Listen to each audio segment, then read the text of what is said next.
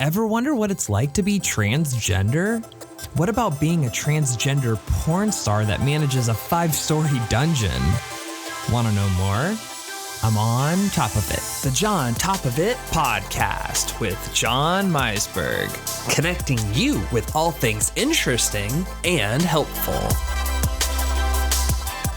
Welcome to episode number 6, where we're going to be talking about what it's like not only to be a person that's transgender, but a person that's a transgender porn star. My guest today is Jordyn Starstruck. Not only is she an erotic actress with over 28,000 followers on Twitter, but she considers herself to be a professional dominatrix and even manages a 5-story sex dungeon.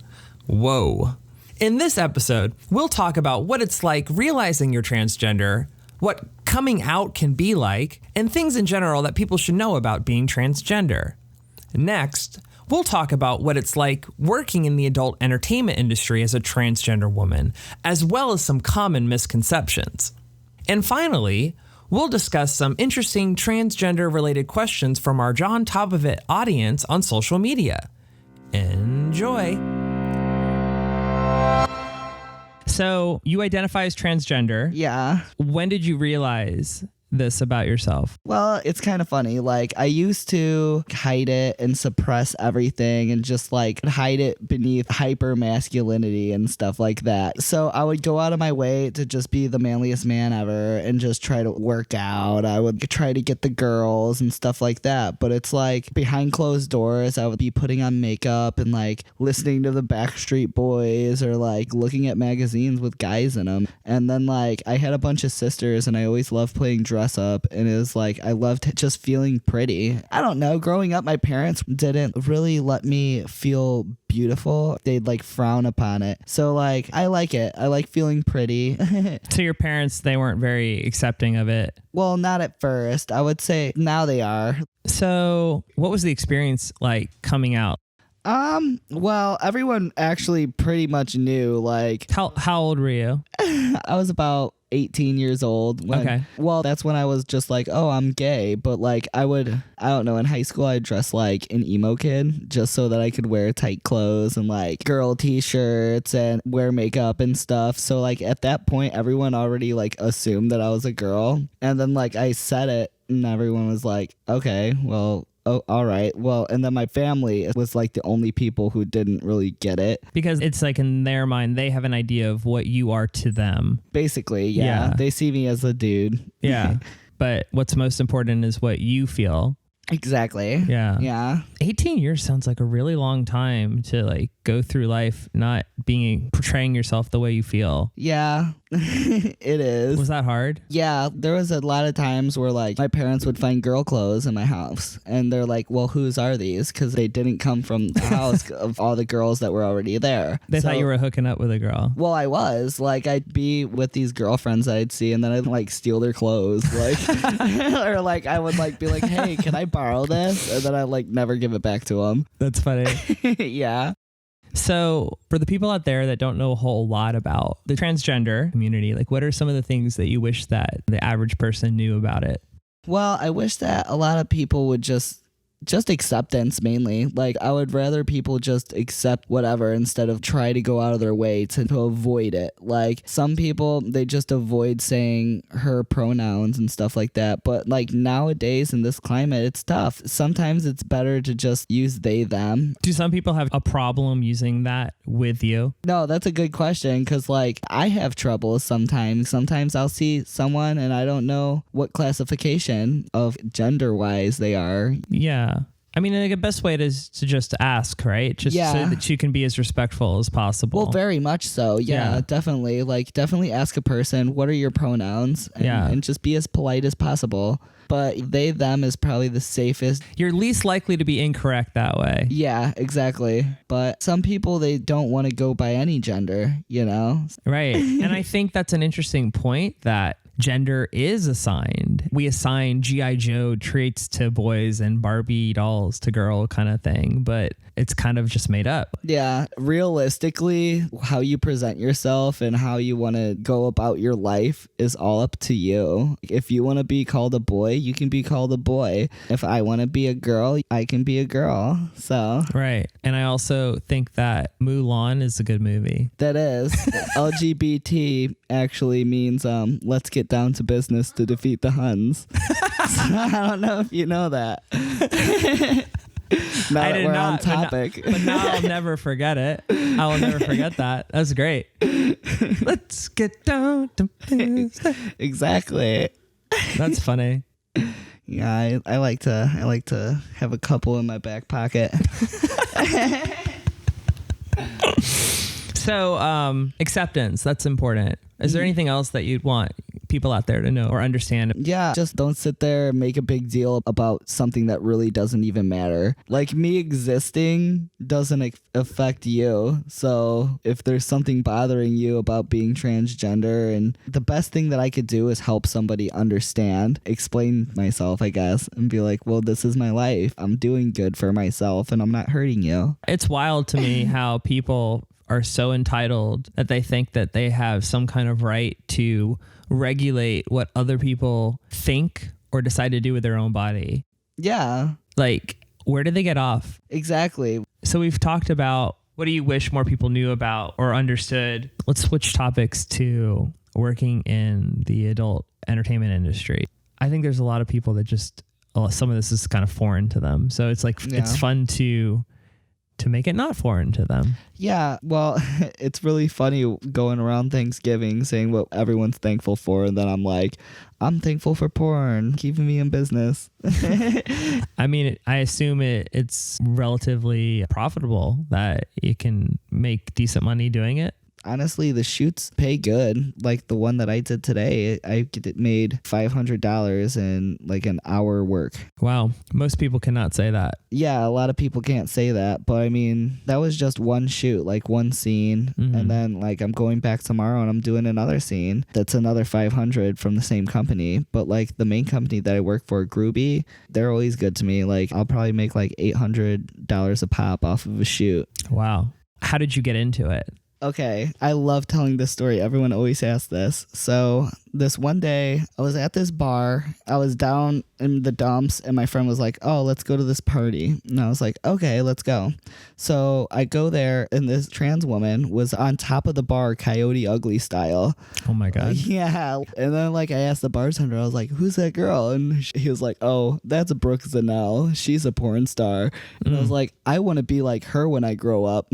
So I partied with her, like, the entire night. The guy that she was with, he was like, hey, Brooke, you should get her in touch with whoever. And like, we're talking, and I was like, nah, that's not going to happen. She was like, well, I'm going to give him your number. So like, I was like, whatever. So it's like 3 days later, I was staying out in the Illinois suburbs close to Wisconsin at the time. So I get this call from this guy. He's like, oh, my name is Omar Wax, and I want you to come out to Chicago. At first thought, I'm like, I am going to go to Chicago and probably get shot on the way there. You know, like a little sketch. Yeah, like I gotta drive an hour and a half away, but I was like, hell yeah, let's do it. So I get there, I do the scene, and you know, it wasn't the best scene. I wasn't in the best shape at the time, but some magic must have happened, because ever since then I've just been like clockwork, getting work. Yeah, so that's how I got into the industry. So what's it like? What's it like? What's it like being a part of it? It's very, very fun, like being behind the scenes. Well, it's nerve-wracking too. When you're in front of all of the lights and stuff, you start to sweat a little bit. Because you know everyone's watching. Well, it's not so much that. It's just that, well, freely speaking, of course, like when there's somebody 3 inches away from your crotch with a big-ass camera, it gets a little weird. Then you're expected to perform and stuff too, you know, but you get used to it. I've been doing adult industry related stuff for a long time. Like I told you earlier, I manage a dungeon downtown Chicago. That's my full-time job. Managing a dungeon? Yes, it's a 5-story dungeon. That's something that I think would be funny to see on a resume. Yeah, right? Like that's all I can think of is what my resume would look like. So maybe we should talk a little bit about the dungeon, because I think that the listeners out there would probably be like, what the heck happens? Well, basically what we do there, I can't really talk too much about it, but we specialize in fetish-based play. Some people, they like to get like spanking, tying up. I'm pretty good at tying ropes. Like I was a pretty good Boy Scout at one point in my life. So now I'm the great rope tire. Came in handy. Yeah. It came in handy.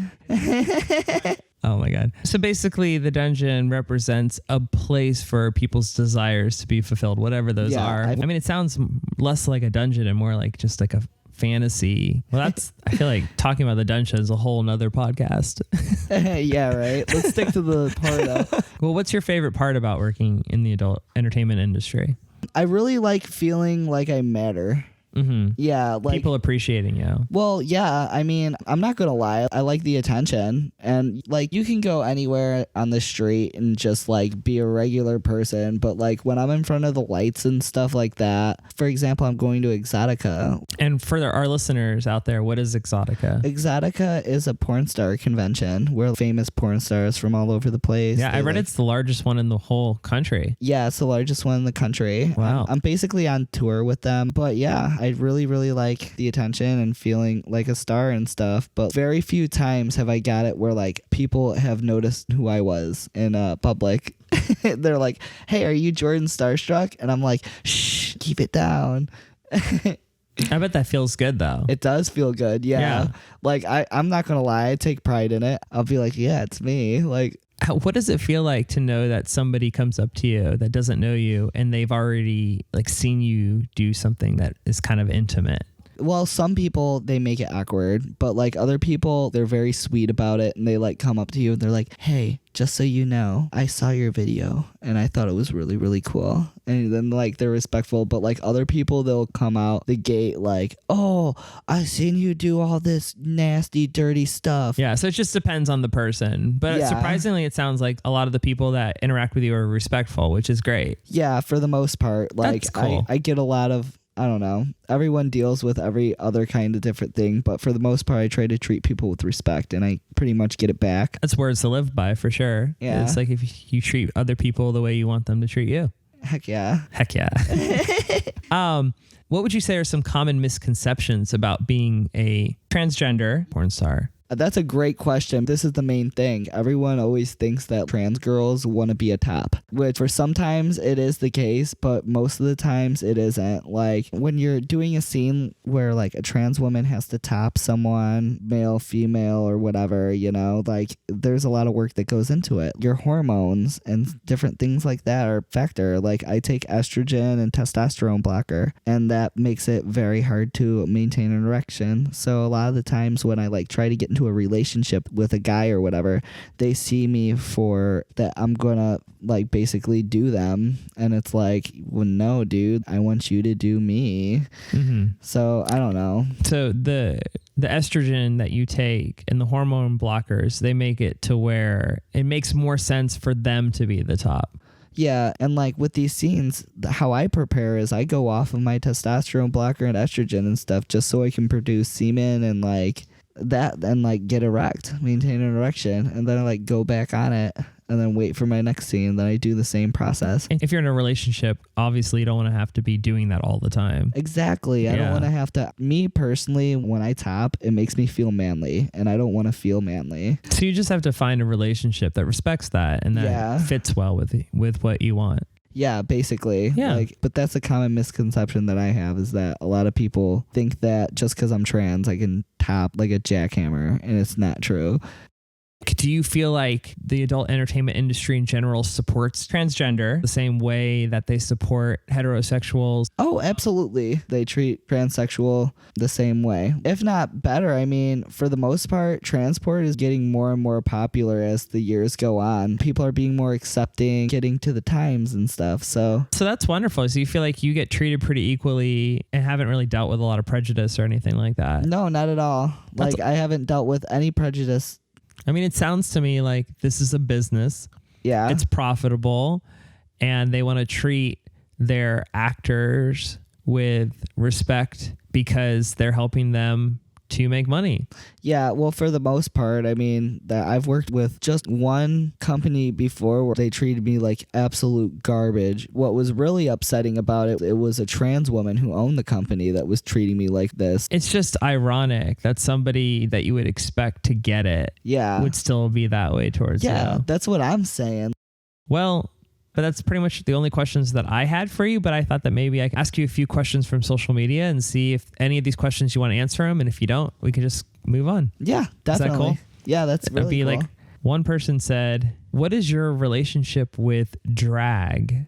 Honestly, I don't really like drag, to tell you the truth. Yeah, why is that? Well, I've had a couple experiences with drag queens, and it was when I was first transitioning, and like there's this one experience specifically where this woman, or I don't even know what to say, like this queen was like, she was just being a bitch. Like a lot of these drag queens, they act like they're better than you, especially like this one did. And then like there's a couple other experiences where like this one person commented on my nails, and they're just like, oh, well, your nails are shot, and they're like just being catty and like mean. And I was like, nah, I'm not about that. So it is what it is, but it's not my thing. Yeah. I mean, to be fair though, I mean, it would be possible hypothetically for someone to be a drag queen or a drag queen and be a nice person, right? Oh yeah, definitely. Well, a lot of the times I think what it is like what drag is essentially like becoming another person for like a little bit. And then like you can go back to your normal ass life. Like Halloween. Yeah, like Halloween.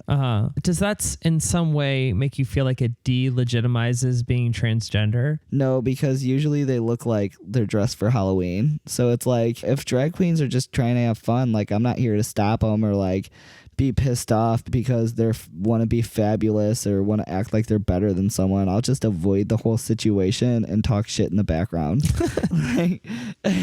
Honestly, I've seen someone walk up and down an aisle and like look fabulous. So it's like you see one person do it, you see another person do it. I'm more into like rock and roll and fireworks and stuff like that. I don't know. I don't find like drag shows exciting. Yeah. But I mean, some people do. So yeah. Doesn't do it for you. Doesn't do it for me, no. So somebody else asked, as a transgender person that works in the adult entertainment industry, do you feel like it helps or impedes the LGBT movement?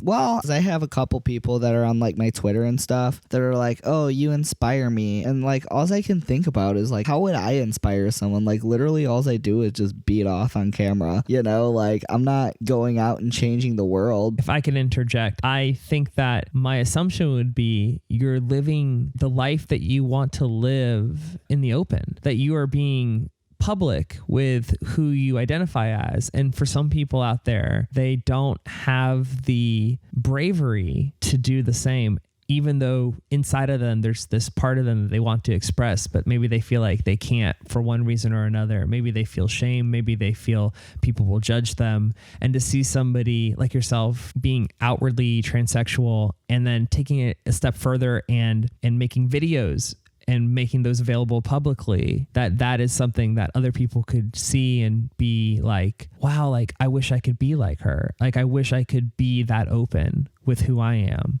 Yeah. Well, now that you put it that way, like now I'm like, oh, well, now I sound like an asshole. Well, no, you don't. It's just maybe I'm helping you to see that like it can be inspirational to some people out there that just don't have the same courage that you do. Yeah.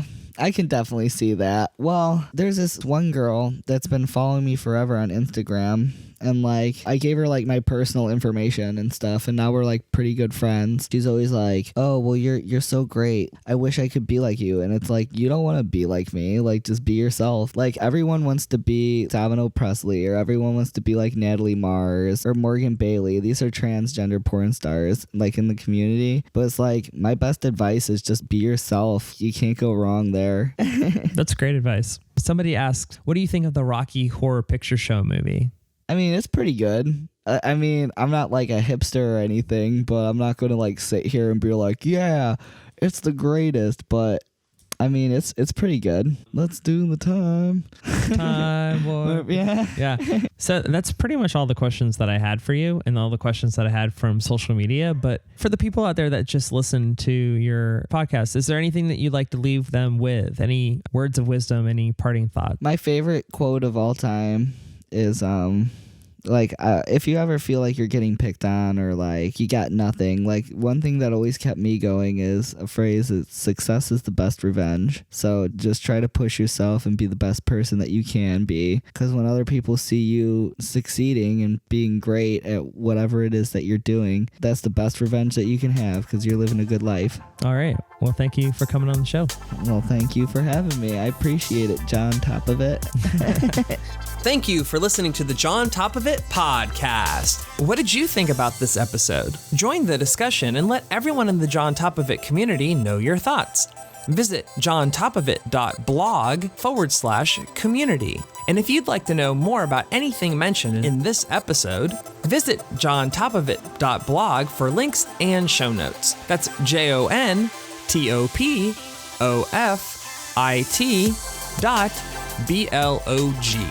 If you found this podcast interesting and helpful, please subscribe so I can automatically connect you to all things I find interesting and helpful in the future. Also, share it with your friends and family. I'd love to connect interesting and helpful info to as many of your loved ones as possible. Also, if you could leave me a positive rating and review on iTunes, I'd really appreciate it. This helps people find this podcast within a sea of other ones on iTunes. That's all for now. See you in the next episode.